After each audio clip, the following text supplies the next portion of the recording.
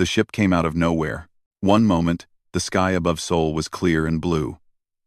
The next moment, a massive shadow blocked out the sun. People on the streets stopped walking. Cars stopped moving.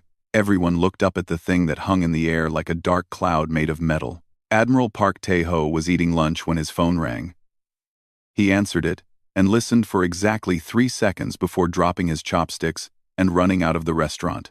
Within 20 minutes, he was inside the Global Defense Center, a secret building hidden deep under the mountains of South Korea. "What do we know?" he asked as he walked into the main room. Colonel Kim Yuna stood in front of a giant screen. She was young for her rank, but nobody questioned her abilities. She had spent 15 years studying space and preparing for this exact moment. "It appeared 6 minutes ago," she said. "The ship is 3 kilometers long. We have no idea how it got past our satellites without warning." Tae-ho looked at the screen. The ship was shaped like a long triangle, covered in strange symbols that glowed with purple light. It was the most beautiful and terrifying thing he had ever seen. "Have they tried to contact us?" he asked. "Yes," Yuna said. "They sent a message to every government on Earth at the same time. They want to talk." "Then let's hear what they have to say." The screen changed. A face appeared, but it was not a human face. The creature had gray skin, 4 eyes arranged in a diamond shape, and a mouth full of tiny sharp teeth. When it spoke, the words came out in perfect English, but the voice sounded like metal scraping against metal. "I am Ambassador Vrel of the Galactic Council," the creature said. "We have watched your species for many of your years. You have finally developed technology advanced enough to be noticed. This means you must now follow the laws of the galaxy." Tae-ho stepped forward. "I am Admiral Park Tae-ho of Earth's United Defense Force." "What laws are you talking about?" Vrel made a sound that might have been laughter. "Every species in the galaxy pays tribute to the Council. This is how peace is maintained. This is how order is kept. Your planet is rich in resources. You will give us 30% of your metals, 20% of your water, and 10% of your population each year." The room went completely silent. Yuna's hands curled into fists at her sides. Tae-ho felt his heart beating fast, but he kept his face calm. 10% of our population," he repeated slowly. "You want us to give you 800 million people every year? They will serve the Council in various ways," Vrel said, as if this was completely normal. "Some will work. Some will fight in our armies. Some will serve other purposes. This is the way things have been for 10,000 years. Every species pays tribute. Those who refuse are destroyed." "And if we say no?" Tae-ho asked. Vrel's 4 eyes blinked one at a time. "No species has ever said no. Those who considered it were shown what happens to those who resist." "Shall I show you?" Before Tae-ho could answer, the screen changed again. It showed a planet covered in green forests and blue oceans. Then bright lights fell from the sky, and within seconds, the entire surface was on fire. When the fire stopped, there was nothing left but gray ash and bare rock. "That planet was called Harmony by its people," Vrel said. "They had a population of 4 billion. They thought they could fight us. They were wrong. Now their world is dead, and their species exists only as slaves." The video ended, and Vrel's face returned to the screen. "You have 30 of your days to prepare your first tribute payment. We will return then to collect. If you refuse, your planet will share the fate of Harmony. This is not a negotiation. This is simply the way things are." The screen went black. The ship above Seoul began to rise, moving faster and faster until it disappeared into the darkness of space. For a long moment, nobody spoke. Then Yuna turned to Tae-ho. "Admiral, what do we do?" Tae-ho walked to the window. Even though they were deep underground, screens showed the outside world.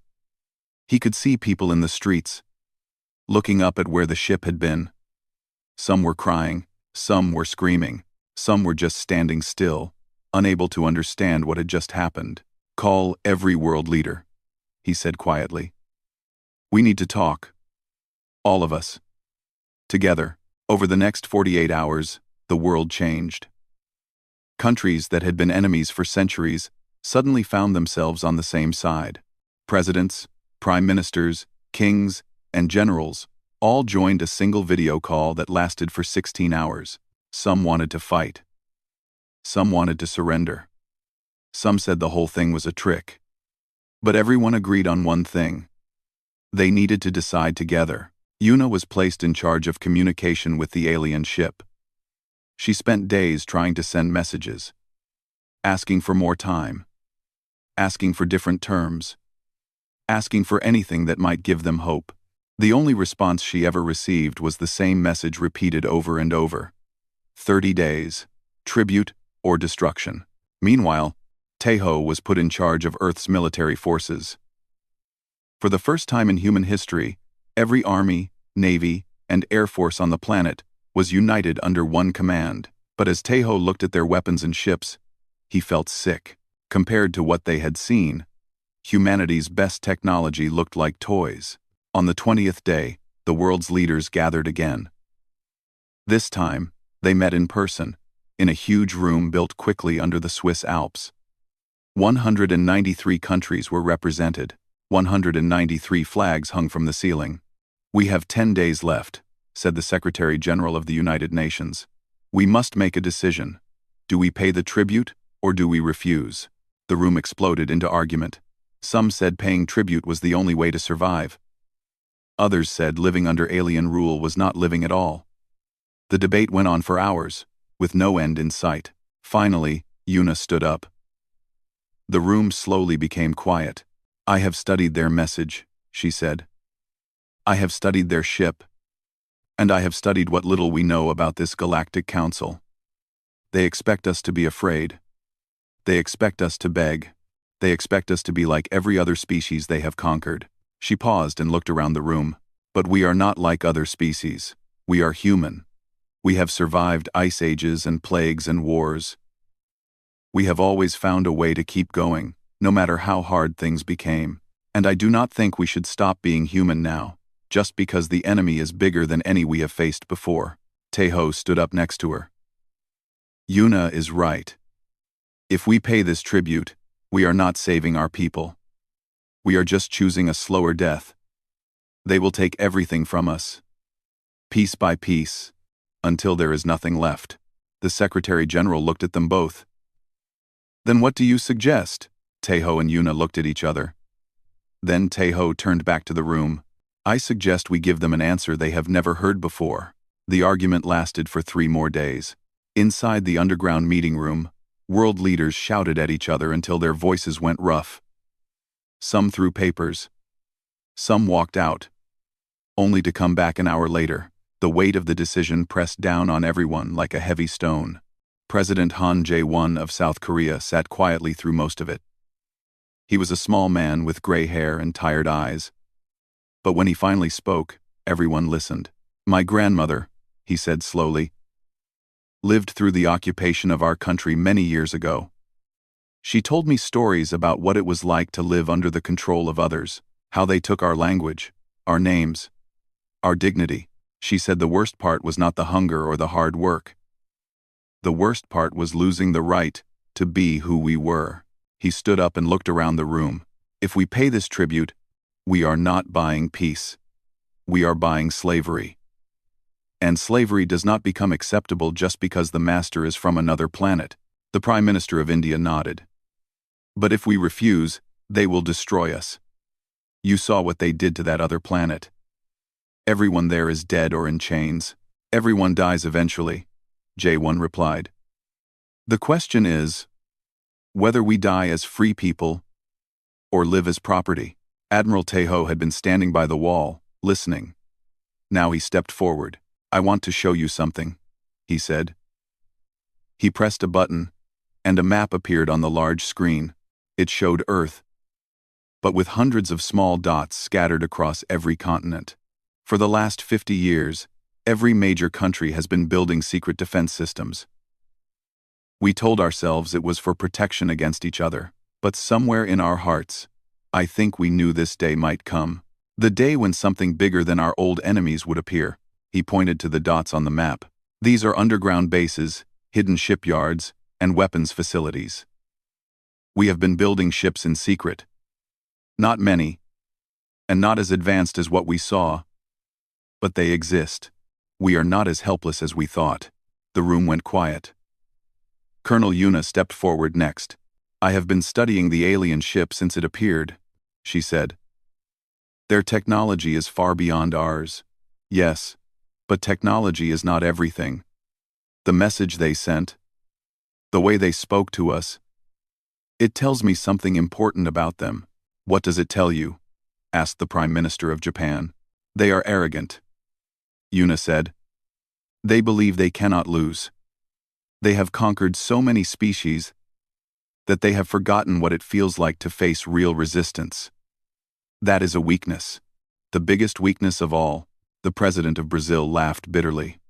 Arrogance is not going to stop their weapons from burning our cities. No, Yuna agreed.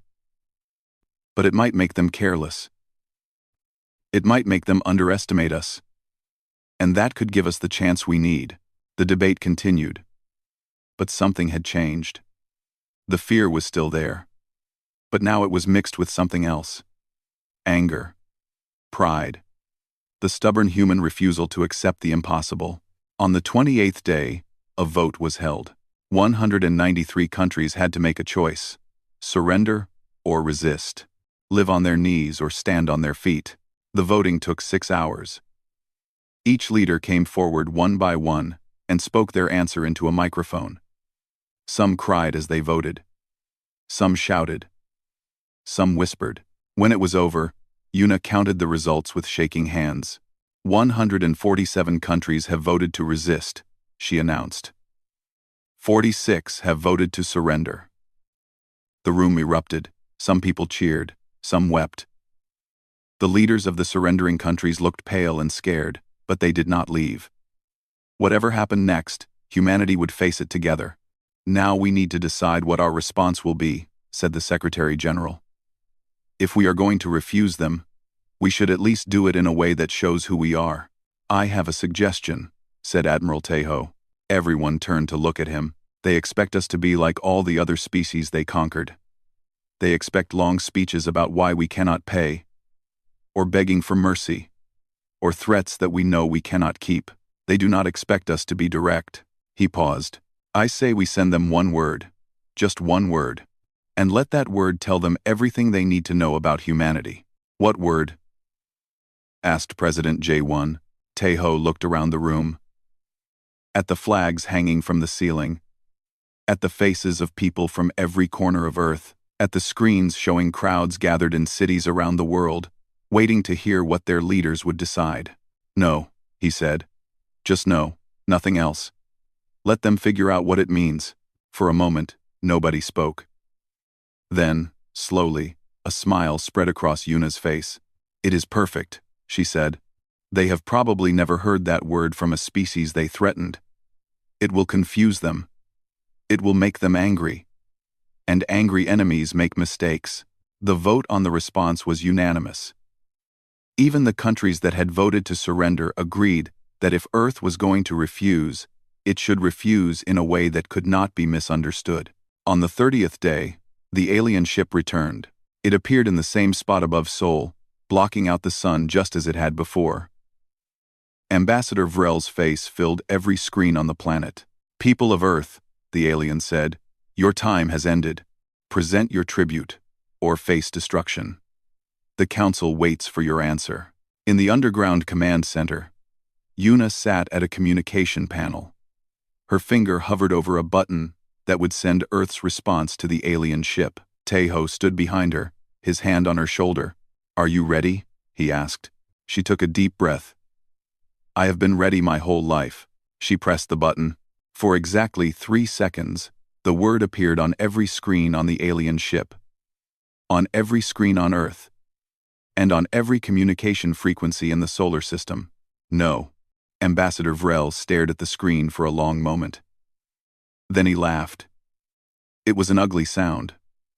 Like glass breaking. One word, he said. You answer the Galactic Council with one word? Do you understand what you have just done? You have chosen death for your entire species. On Earth, people watched and waited. In cities and villages, in homes and shelters, 8 billion humans held their breath. Yuna pressed another button. Now she was speaking directly to the alien ambassador. "We understand perfectly," she said. Her voice was calm and clear. "We choose to be free. Whatever happens next, we will face it, as humans have always faced their challenges. Together." Vrel's 4 eyes narrowed. "You are fools. In 100 cycles, your planet will be ash, and your people will be scattered across the galaxy as slaves. You had a chance to join the great order of the universe. Instead, you chose oblivion." "Maybe," Yuna said. "Or maybe you have never met a species like us before." The connection ended. The alien ship hung in the sky for another hour, as if waiting to see if Earth would change its mind. Then it turned and flew away, disappearing into the darkness between stars. But everyone knew it would be back. "How long do we have?" President J1 asked. Tejo checked his calculations. "If their fleet is where we think it is, they could be here in 90 days, maybe less. Then we have 90 days to do what we should have done a long time ago," J1 said. "Unite, prepare, fight." In the command center, people began moving with new purpose. Calls went out to every hidden base, every secret shipyard, every weapons facility. The machines of war began to wake up. Yuna walked to the window and looked at the screen showing the night sky. Somewhere out there, an alien fleet was already on its way to destroy everything she loved. "They think they know what we are," she said quietly. "They think we are just another weak species waiting to be conquered." Tejo stood next to her. "Are you afraid?" She thought about it for a moment. "Yes," she admitted. "But I am also angry. And I have learned that angry humans can do things that nobody expects." "Ah," Tejo nodded. "Then let's show them what angry humans can do." Outside, the sun was rising over Earth. It was the same sun that had risen over humanity for millions of years. But on this morning, everything felt different. The countdown had begun. 90 days was not much time to prepare for the end of the world. But humans had always been good at doing impossible things when they had no other choice. Commander Lee Jae took his first step onto the bridge of the battleship Unity on day 1. The ship had been built in secret inside a hollowed-out mountain in the Pacific Ocean. It was 300 meters long, covered in thick armor, and armed with weapons that had only existed in theory 10 years ago. "She is beautiful," Jay said as he ran his hand along the control panel. "How many ships do we have like this?" 47, said his second officer, a young woman named Shin Hana. She had dark eyes and short hair, and she moved with the quick confidence of someone who had spent years training for battle. "Most are smaller than Unity, but all of them are ready to fight," Jay nodded slowly. 47 ships against an alien empire that had conquered thousands of worlds. The numbers were not good, but numbers were not everything. "What about weapons?" he asked. Hana pulled up information on the main screen. "We have nuclear missiles, plasma cannons, and something new that the scientists call thunder bombs. They create explosions that travel through space and damage everything within 1,000 kilometers. Have they been tested?" "In simulations only. There was no time for real tests." Jay laughed quietly. "Then I suppose the enemy fleet will be our test." Over the next few weeks, the ships of Earth's hidden fleet were moved into position. Some were hidden behind the moon. Others floated quietly in the shadows of Mars. A few were sent even further, to the moons of Jupiter and Saturn, where they could attack from behind when the enemy arrived. Colonel Yuna worked day and night in the command center on Earth. Her job was to coordinate everything, to make sure all the pieces moved together like parts of a single machine. She slept only a few hours at a time, and she ate only when someone put food in front of her. "You need to rest," Admiral Tejo told her one night. "You will not be able to help anyone if you collapse." Yuna shook her head. "I will rest when this is over. Right now, every second matters." She showed him the latest intelligence on the alien fleet. "We have been watching their ships since they left," she said. "There are 236 vessels. The smallest is twice the size of Unity. The largest is almost 10 kilometers long. Taeho felt cold fear in his stomach, but he did not let it show on his face. What are their weaknesses? He asked. That is what I have been trying to find out. Yuna pointed to different parts of the screen. Their shields are strong, but they have gaps near the engine areas. Their weapons are powerful, but they take time to recharge after each shot. And their formation is tight, which means they are confident. Maybe too confident. How do we use that against them? Yuna smiled, but there was no happiness in it. We surprise them. They expect us to hide on Earth and wait to die. They do not expect us to attack first. The plan was simple but dangerous. When the alien fleet entered the solar system, Earth ships would attack from multiple directions at the same time. They would target the smaller ships first, trying to reduce the enemy numbers before the big vessels could respond. It was not a plan for victory. It was a plan for survival. Even if it works, Taeho said. Even if we destroy half their fleet, we will lose most of our ships. The survivors will still come for Earth. I know, Yuna replied. But every ship we destroy is a ship that cannot attack our people. Every minute we buy is a minute that someone on Earth might use to find a better answer. On day 60, something unexpected happened. A small ship entered the solar system. It was not part of the alien fleet. It was different, older, moving slowly as if it was tired after a long journey. Commander J was the first to spot it. Unknown vessel approaching Mars orbit, he reported to Earth. Should we attack? Wait, Yuna said. Let me try to communicate with it. She sent a simple message. Who are you? The response came slowly, as if the ship's systems were struggling. We are refugees. We fled the Council a long time ago. We have been hiding in the dark places between stars. We heard your message. The word you said to them. We had to come. Yuna felt her heart beating faster. What do you want? To help. The Council has destroyed our home, taken our families, broken our spirits, but we still remember how to fight. And we want to see them hurt. Over the next few days, the refugee ship landed on the moon. Inside were 37 aliens from 12 different species. They were thin and tired. Their bodies marked with scars from old battles and hard years. But their eyes were bright with hope. Their leader was a tall creature with blue skin and 6 arms. She called herself Mora. The Council believes they are invincible, Mora told Yuna and Taeho during their first meeting. They have conquered so many worlds that they have forgotten what it means to lose. But every empire falls eventually. Every tyrant meets someone who refuses to kneel. Can you help us win? Taeho asked directly. Mora shook her head slowly. No. Your fleet is too small. Your technology too young. The battle you are planning will hurt them, but it will not defeat them. The room went quiet. Then Mora smiled, showing rows of small teeth. But we can help you hurt them more than they expect. We know their ships. We know their tactics. We know the weak points that their own people have forgotten. She pulled out a small device and projected a map of an alien warship onto the table. This is their command vessel. The one that Ambassador Vrel commands from.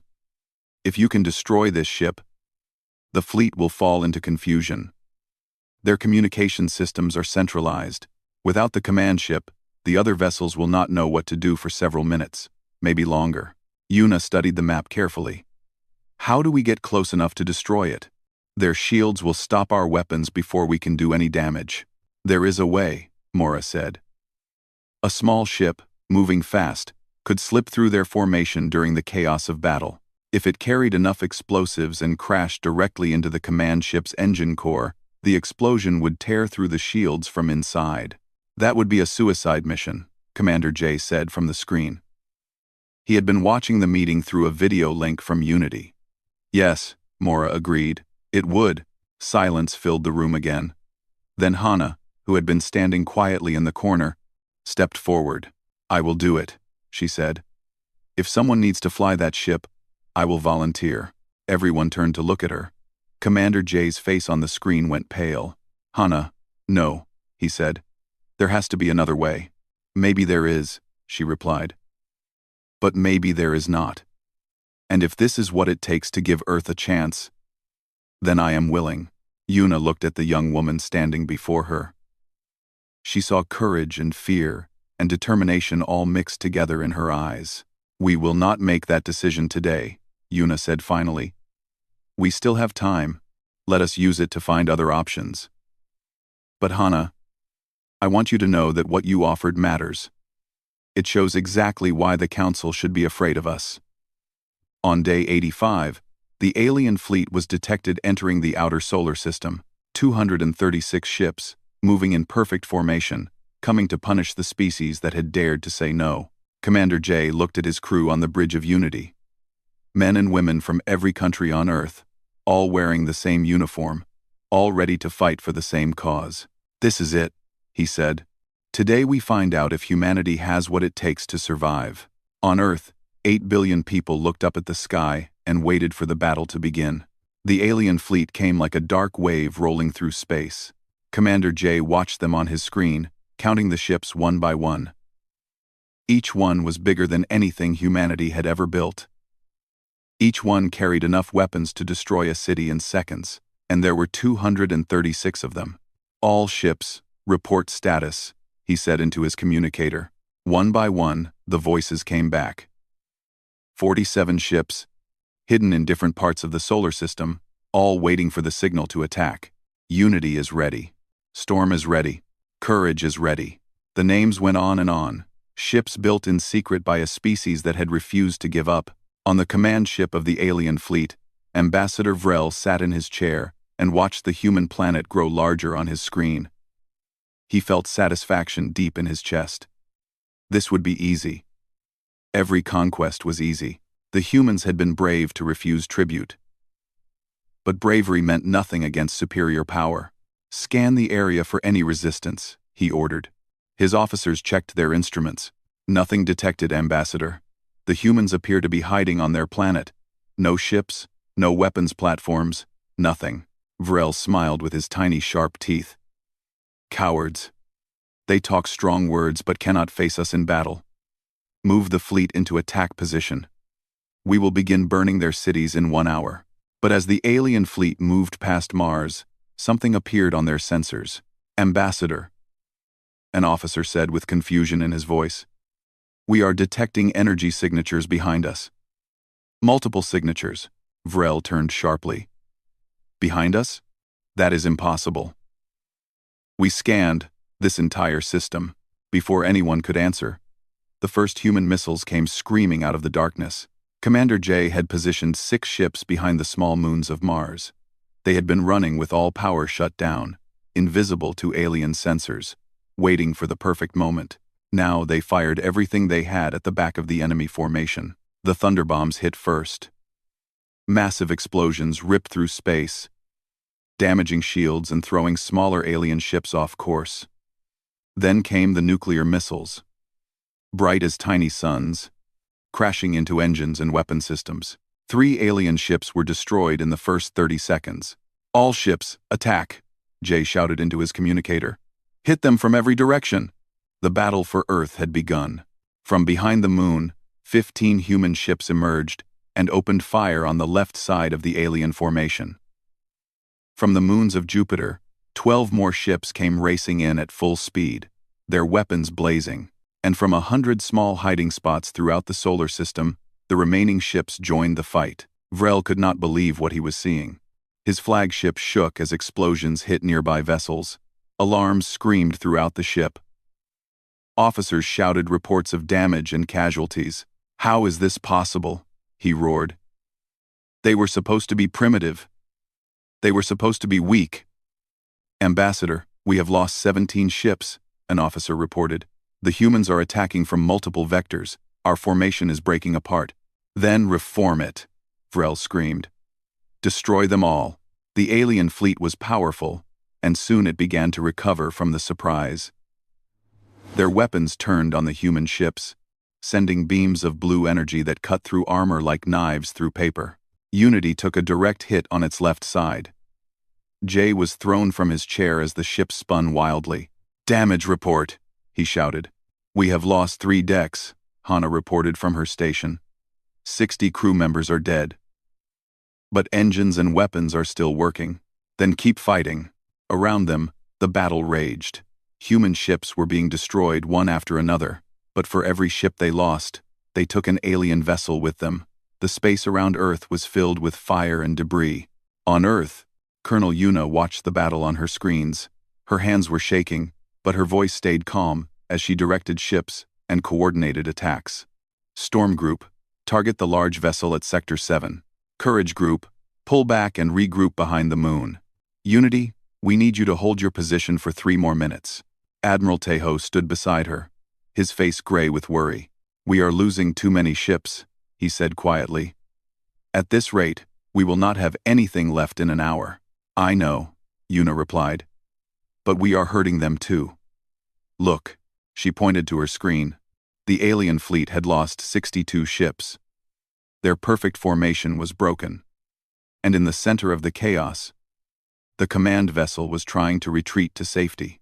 It is time, Yuna said. She opened a channel to a small ship that had been waiting near Saturn. Hana, can you hear me? Hana's voice came back clear and strong. I hear you, Colonel. 3 days before the battle, Hana had transferred to a tiny ship packed with explosives. She had flown it to the edge of the solar system and waited. Now, she was ready. The command ship is at coordinates 472, Yuna said. Their shields are weakened on the lower section. If you approach from below, you might be able to get through.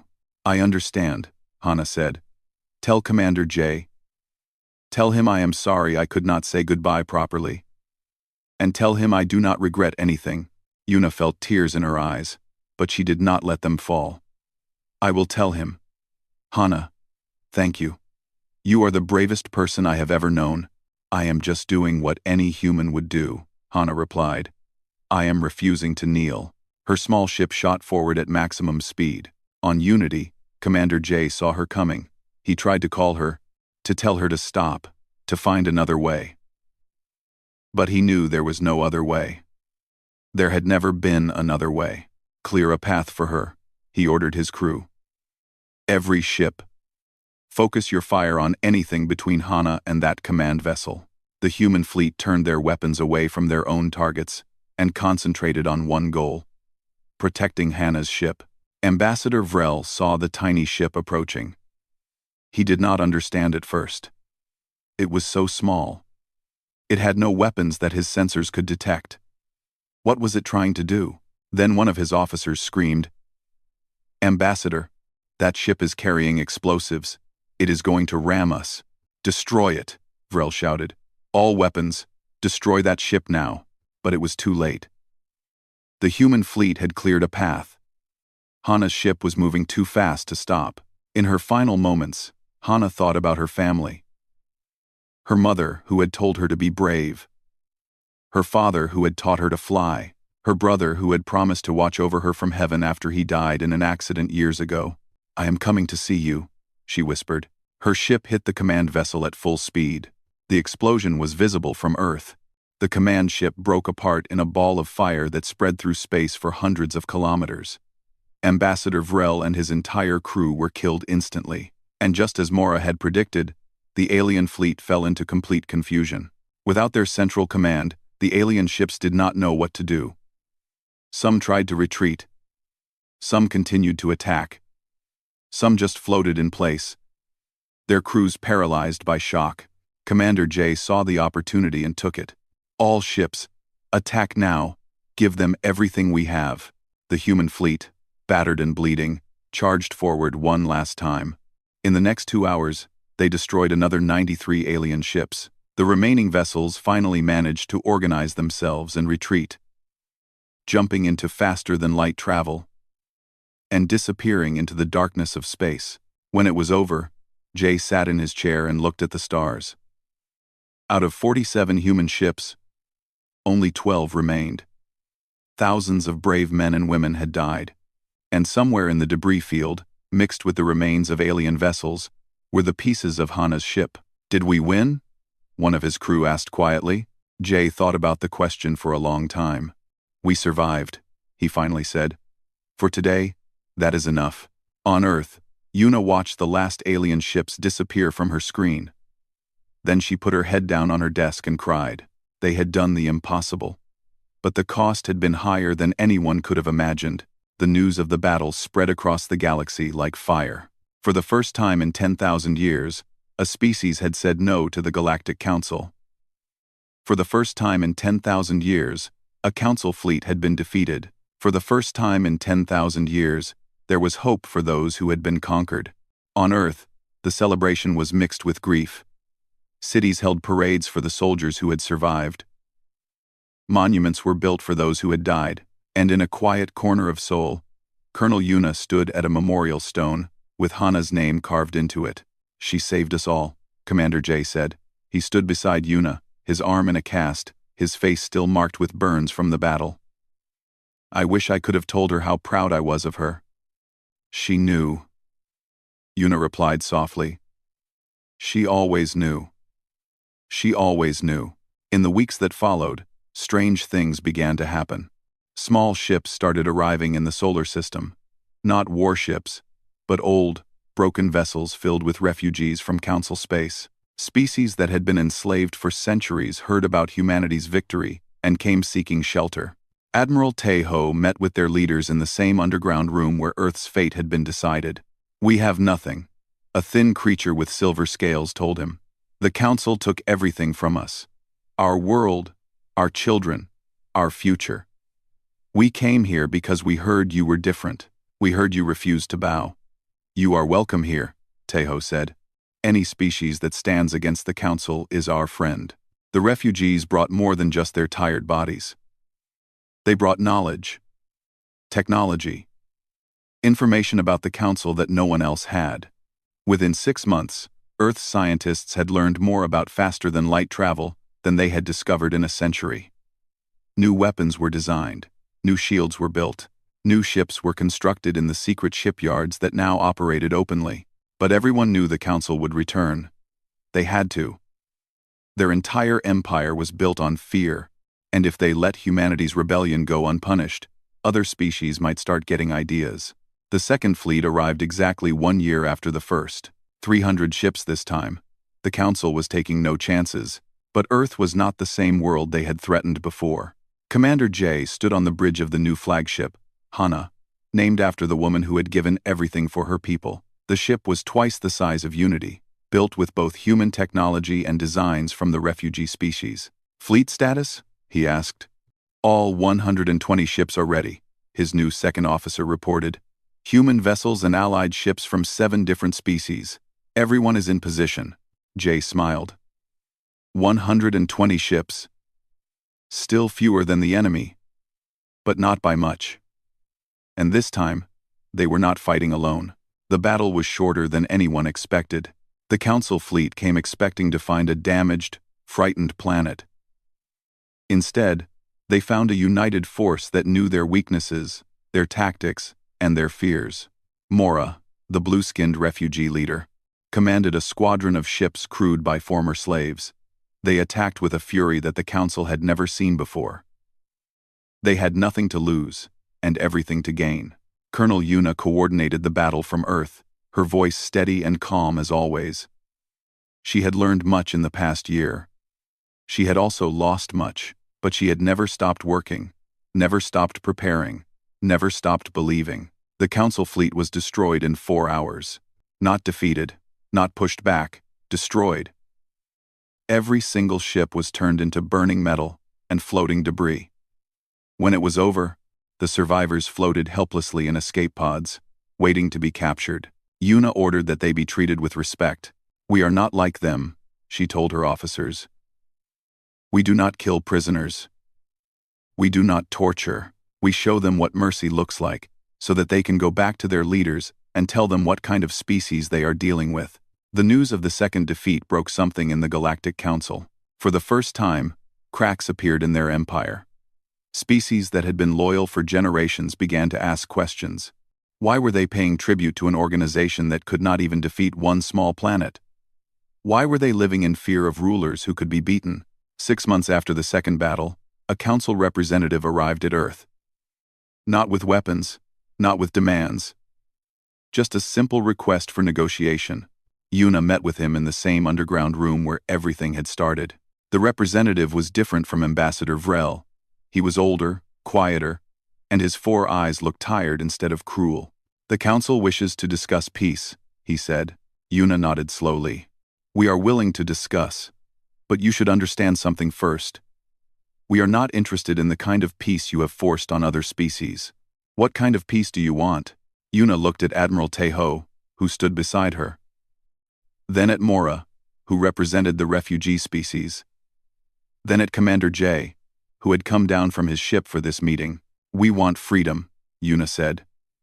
"Not just for humanity, but for everyone. No more tribute. No more slavery.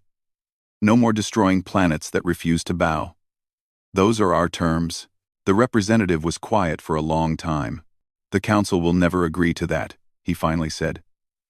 "If we free one species, others will demand the same. Our entire system will collapse. Then it should collapse," Yuna replied. "Systems built on suffering deserve to fall." The representative left without reaching an agreement. But everyone knew that the old way of doing things was already dying. Too many species had seen what was possible. Too many slaves had heard stories of the humans who said no. Over the next 5 years, rebellions spread across council space. Some were successful. Some were crushed. But each one made the council weaker, stretched their forces thinner, showed the galaxy that the masters were not as powerful as they pretended to be. Earth became a beacon of hope. Ships from across the galaxy came to join the growing alliance of free species. Knowledge was shared. Technology was improved. An army of the free was built, ship by ship, soldier by soldier, hope by hope. Admiral Teho, now old and gray, stood on a platform overlooking the construction of the 100th new warship. "I never thought I would see this," he told Yuna, who stood beside him. "When that first ship appeared over Seoul, I was sure we were going to die. I was sure it was the end of everything." "It was the end," Yuna agreed. "The end of the old world. The world where we were alone and afraid." She looked up at the stars visible through the dome above them. "Now we have friends out there, allies who believe in the same things we do. The council might still be powerful, but they are not invincible anymore. And one day, probably not in our lifetime but someday, the galaxy will be free. Because we said no," Teho said softly. "Because we said no," Yuna repeated. "One word. That is all it took to change everything." On the memorial wall behind them, thousands of names were carved in stone. Men and women who had given their lives for this future. At the very top, in letters larger than the rest, was one name that everyone knew: Shinhana. The pilot who flew into the fire so that her people could live. Below her name were simple words that every human child now learned in school. "We refused to kneel. We chose to stand. And when they asked us for tribute, we gave them our answer. No, the galaxy would never forget that word. Neither would the humans who had said it." And somewhere far away, in the halls of the Galactic Council, the rulers who had conquered thousands of worlds looked at their maps and felt something they had not felt in 10,000 years. Fear, because they finally understood what humanity was. Not a species to be conquered, not a resource to be harvested, but a spark that could not be put out, a fire that would only grow, and a single word that had changed the course of history: no.